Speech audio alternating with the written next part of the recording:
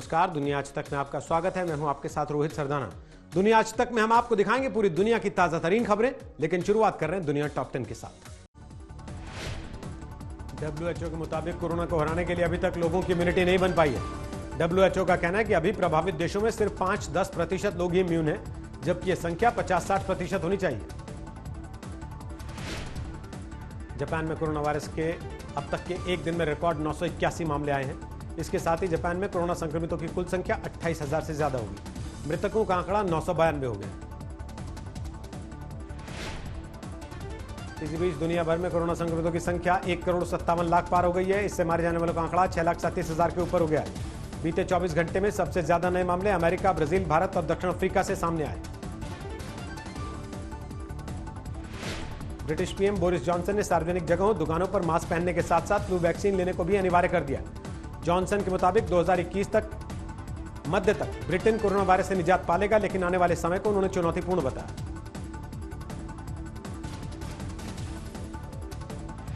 America के California में corona के बढ़ते प्रकोप से निपटने के लिए $315 मिलियन का अतिरिक्त बजट मास्क खरीदने के लिए रखा जाएगा।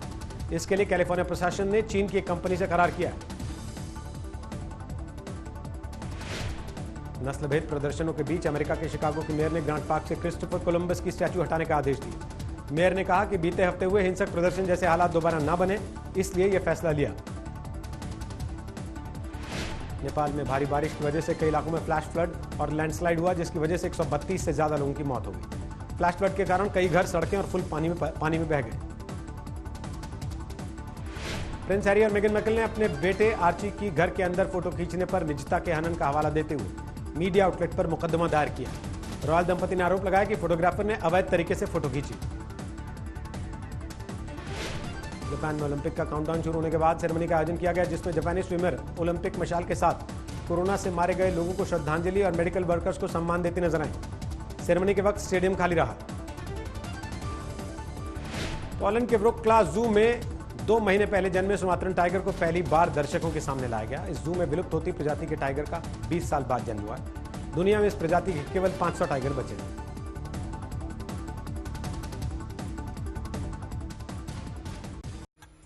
तुर्की के शहर इस्तांबुल में हागिया सोफिया को जुमे की नमाज के लिए खोल दिया गया।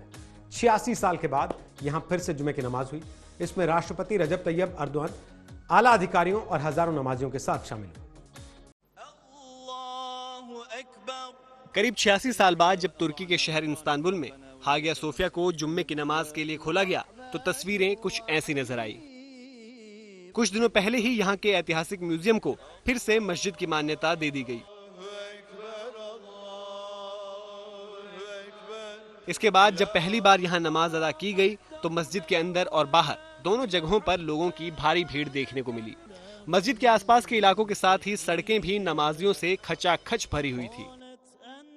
सोशल डिस्टेंसिंग और चेहरे पर मास्क के साथ हजारों की संख्या में लोग इस खास मौके के गवाह बनने पहुंचे थे। तो राष्ट्रपति रजब तैयब अर्दोआन भी आला अधिकारियों के साथ मस्जिद पहुंचे और ऐतिहासिक हागिया सोफिया में नमाज अदा की। तुर्की की सुप्रीम कोर्ट ने यूनेस्को के विश्व धरोहर की सूची में शामिल 1500 साल पुरानी इस इमारत को मस्जिद में बदलने के पक्ष में पिछले दिनों फैसला सुनाया था। अदालत के फैसले के बाद राष्ट्रपति ने हागिया सोफिया को म्यूजियम से मस्जिद में बदलने के फैसले पर दस्तखत कर दिए, जिसके बाद म्यूजियम की हैसियत खत्म हो गई है। आज तक ब्यूरो।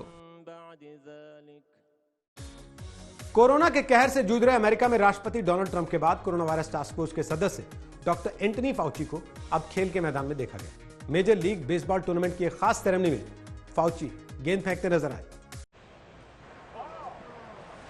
खेल के मैदान में दमखम दिखाते ये बेसबॉल के खिलाड़ी नहीं हैं, बल्कि दुनिया भर में इनकी पहचान अमेरिका में शीर्ष संक्रामक बीमारी विशेषज्ञ और कोरोना वायरस टास्क फोर्स के सदस्य डॉक्टर एंटनी फाउची के रूप में है।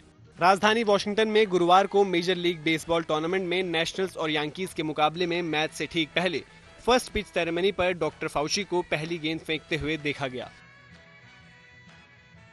नेशनल्स के जबरदस्त फैन डॉक्टर फाउची चेहरे पर मास्क लगाकर और नेशनल्स टीम की ही जर्सी पहने मैदान में उतरे थे। कोरोना वायरस की वजह से MLB टूर्नामेंट इस बार देर से शुरू हुआ है, वो भी बिना दर्शकों के, लेकिन खिलाड़ियों में उत्साह पहले जैसा ही नजर आया। इस खास मौके पर एंटनी फाउची काफी चुस्त दुरुस्त नजर आ रहे थे। लेकिन अमेरिका की सेहत लगातार बिगड़ती जा रही है। पूरी दुनिया में कोरोना वायरस से संक्रमित लोगों की संख्या सबसे ज्यादा अमेरिका में ही है, जिसकी वजह से डोनाल्ड ट्रंप सरकार लगातार सवालों के घेरे में है और डॉक्टर एंटनी फाउची की भूमिका पर भी सवाल उठ रहे हैं। अमेरिका में हर रोज वैश्विक महामारी कोरोना वायरस की वजह से हालात बद से बदतर होते जा रहे हैं और इस बीच एंटनी फाउची को खेल के मैदान में देखना शायद कुछ लोगों को रास न आए। आज तक ब्यूरो। और चीन में कोरोना वायरस के घटते मामले देखकर राजधानी बीजिंग के सिनेमाघरों को फिर से खोल दिया गया। हालांकि क्षमता से केवल 30% लोगों को ही एंट्री मिल पाएगी। इसके साथ ही सोशल डिस्टेंसिंग का भी ख्याल रखना पड़ेगा। करीब 6 महीने के लंबे समय के बाद जब चीन की राजधानी बीजिंग के सिनेमाघर एक बार फिर से खुले तो थिएटर के बाहर से लेकर अंदर तक का नजारा बदला बदला सा था। वैश्विक महामारी कोरोना की वजह से चीन समेत दुनिया भर के सिनेमाघरों की रौनक गुम हो गई थी। अब धीरे धीरे सिनेमाघरों को फिर से खोला जा रहा है, लेकिन तमाम एहतियातों के साथ, क्योंकि कोरोना वायरस का खतरा अब भी बना हुआ है। टिकटों की बिक्री केवल ऑनलाइन कर दी गई है। सिनेमाघरों में एंट्री से पहले हर किसी को थर्मल स्क्रीनिंग से गुजरना होगा। मास्क के बिना थिएटर में एंट्री संभव नहीं है और इस दौरान सोशल डिस्टेंसिंग का भी खास ध्यान रखने की हिदायत दी गई है। सिनेमाघर के सीटिंग अरेंजमेंट में भी बड़ा बदलाव किया गया है। इतना ही नहीं, बीजिंग के इन सिनेमाघरों की क्षमता के केवल 30% लोगों को ही एंट्री मिल सकेगी। इससे पहले सोमवार को भी चीन के शंघाई, हांगझोउ और गुइलिन में सिनेमाघरों को खोलने की इजाजत मिली थी। अब बीजिंग में भी उन इलाकों के सिनेमाघरों को खोल दिया गया है जहां कोरोना का खतरा कम है। बीजिंग में थिएटर खुलते ही सभी टिकटें थोड़ी देर में ही बिक गई। सिनेमाघर खुलने से लोग काफी खुश नजर आए। उनका कहना था, लंबे समय से सिनेमाघर से दूर रहना जिंदगी में कुछ कम सा है। दरअसल चीन में सिनेमा की लोकप्रियता काफी ज्यादा है। 2019 में चीनी सिनेमा ने रिकॉर्ड 708 मिलियन अमेरिकी डॉलर की कमाई की थी। आज तक ब्यूरो। दुनिया आज तक में आज कितना ही, लेकिन देश दुनिया की खबरों के लिए आप देखते रहिएगा आज तक।